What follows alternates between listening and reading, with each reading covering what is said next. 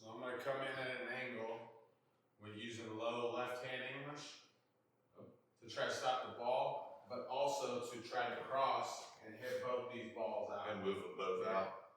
Yeah, it's to keep the cue ball here that I can't see. I see them. So I'm just jacking up. Right. So long as you don't go too far below. Now, okay, are you trying to hit the 11 on the rail and then click that ball out, or you're actually cutting that ball? I'm going to okay, I got you. Yeah, so I got you. See how I just kicked it out? Got you. So I'm just coming in an angle, right? If you think about the angle, it can't go anywhere off that, yeah. And I don't kick so that's one of my weak parts of my game. I'm okay when it's close up, but a lot of times I don't hit the ball exactly where I need to. I hit it high or low or something like that. So the main thing is you can't continue to think of what you can't do. Right. Which can you do? Yeah. No, it's not even just that. It's just you have to be willing to try things that you never tried, because you won't get better if you don't try things that you never tried, right? Sure. You'll be that same person that you've always been, and in order to get better, you have to just be able to. Well, that's why I lose so much money, is because I do try it. Try it for free, and then you know what I mean? All right, this is the time to try. Yeah, no, I'm trying it all. You tell me where I screw up. So here, probably what I'm seeing is a kick to the stack. I might try and hit the 15 firm, maybe bump the 12 over and leave the cue ball right there. Typically, what happens is I glance off and my worry is selling out at 11. Yeah, and so statistically that's the right shot, because here's the difference: you can only sell out one, unless something comes open here. Right.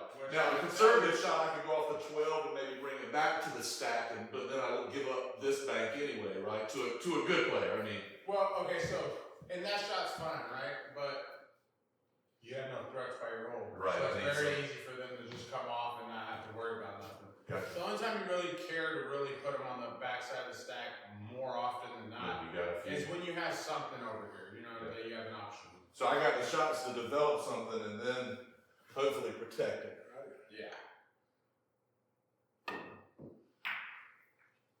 Not a bad foul in the grand scheme of things, right? So as much as I don't want to do this, I'm going to do it because I don't want to have to try to do anything extra right now. Okay. And there's nothing really. So you just put me in the stack, right? You kind of I'm just parking me in 6, 14 and or I'm going something. to kind of mess these balls up a little bit. Gotcha. Right? So I'm just moving them and just trying to mess them up. And because you didn't have nothing that you could directly go off of just to push more balls over, I could kind of see that, and that's why I kind of left you on this side. Right. So my initial thought would be something like maybe click off the 14, push it a couple more that way, and bring the cue ball up here. Kind of protect whatever develops over there, or I don't think I can stop on the 14. I guess I could put some low inside and maybe park it close. So this is fine the way you want to go at it.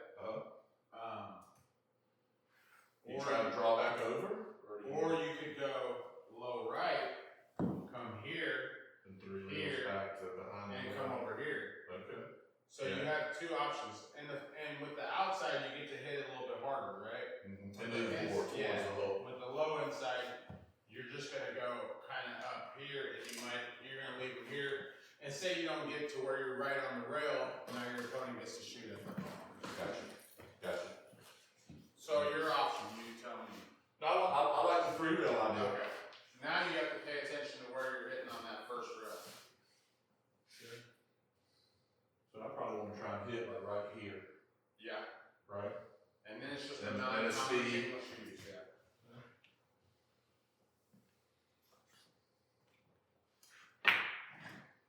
A little taller where I wanted to go. Yeah. So like, and I'm probably banking the 10, knowing the 4 is going to hold me, maybe bump me, rub me up behind the 3, so 5. if you do, you have to shoot it hard then. Because I want to have a shot next. You have to overcut it. Uh-huh. And act like you're basically hitting the 4 full. Got it. And you're going to use a lot of left. Yeah. And you're going to hit it kind of hard. There you go. So now the time for shot. So at least the left works that way. Nope, you're going to be trapped behind that. Yeah, I'll say nasty. All right. So here, I'm probably clicking off the 8, trying to put on the short rail and double you up on the 13-1. That's all I see, really. Maybe off the 11. Can I see off the 11? It's kind of tough. It's a little scratchy, but I can go to the long rail first, right? Well, you want to hit it fat before you hit it too thin. And that's okay right there. So, okay. Because at the same time, I want to protect the 10. Yep. So I'd probably kick it to 4 here. So I'm going to come in a little higher, spin it. And you're doing that because you know 14 doesn't go by the 8. Yeah. And I really wanted to come down this way more. Right.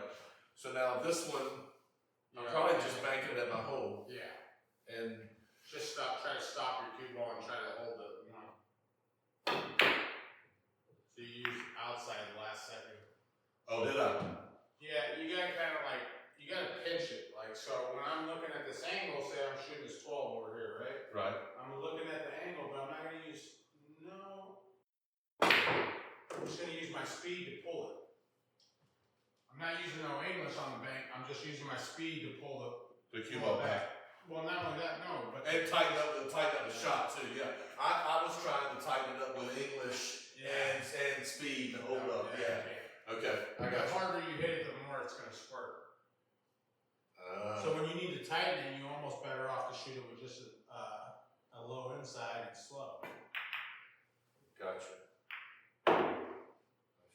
I didn't understand my follow through and the feel part. I mean, I always had it, but I didn't understand how I'm getting it or what I'm doing. Right? Yeah, because your stroke it's not like you're hitting it hard, No, but you're delivering it so this crispy. right here is where everything comes in. So you got a real loose grip. Yeah. How are you? I mean, so you really just a ring, yeah, a ring around those. Like watch, if this is my shot.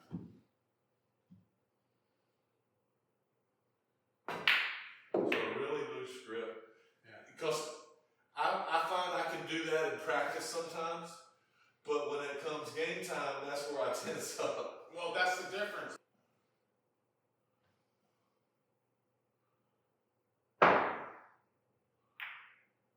But that's just, I mean, I'm creating an angle, right? Okay.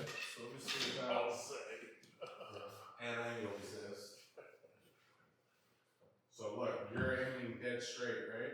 Mm-hmm. So aim a little more over this way, and then hit it slow. See? If you're a pool room owner or just an individual looking for lessons and looking for rates and everything, just hit me up on Facebook Messenger, Tony Chohan. I appreciate you.